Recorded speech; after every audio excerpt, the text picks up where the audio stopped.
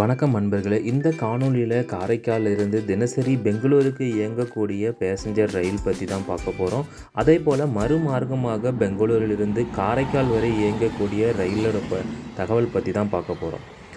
இந்த தகவல் திருநள்ளாறு வரும் பக்தர்களுக்கு மிகவும் பயனுள்ளதாக இருக்கும். ஏன்னா திருநள்ளாற்றிலிருந்து காரைக்கால் ரயில் நிலையத்துக்கு வெறும் 5 கிலோமீட்டர்கள் தான் ஆகும். அங்கிருந்து நிறைய பேருந்துகள் இருக்குது. அதே போல் திருநள்ளாற்றிலிருந்து காரைக்கால் ரயில் நிலையம் வரத்துக்கும் நிறைய பேருந்து வசதிகள் இருக்குது. ஆகவே திருநள்ளாறு வரும் பக்தர்கள் இந்த தகவல் பயனுள்ளதாக இருக்கும் என நம்புகிறேன். இப்போ வாங்க தெளிவான விளக்கத்தை பார்க்கலாம்.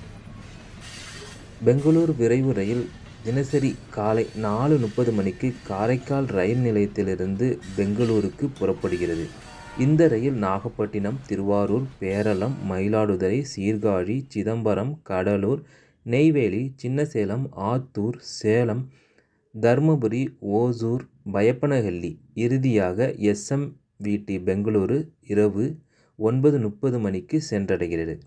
இது பேசஞ்சர் ரயில் என்பதால் மேலே குறிப்பிட்டுள்ள ரயில் நிலையங்கள் மட்டுமல்லாது குறிப்பிடாத ரயில் நிலையங்களிலும் நின்று செல்கிறது. இதேபோல் மறுமார்க்கமாக எஸ்எம்விடியில் பெங்களூரிலிருந்து இரவு 7:30 மணிக்கு தொடங்கி பயப்பனஹள்ளி, ஒசூர், தர்மபுரி, சேலம், ஆத்தூர், சின்னசேலம், நெய்வேலி, கடலூர், சிதம்பரம், சீர்காழி, மயிலாடுதுறை, பேரளம், திருவாரூர், நாகப்பட்டினம் வழியாக இறுதியாக காரைக்கால் இரவு 10:30 மணிக்கு வந்தடைகிறது.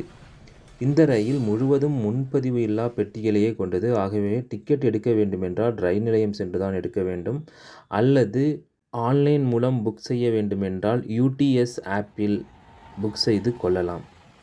இதுபோல் காரைக்காலிலிருந்து புறப்படும் மற்றும் காரைக்காலுக்கு வரும் மற்ற ரயில்களை பற்றி அறிந்து கொள்ள கமெண்ட் செக்ஷனில் சொல்லுங்கள். நான் உங்களுக்கு விரைவில் அடுத்த வீடியோ பதிவிடுகிறேன். நன்றி.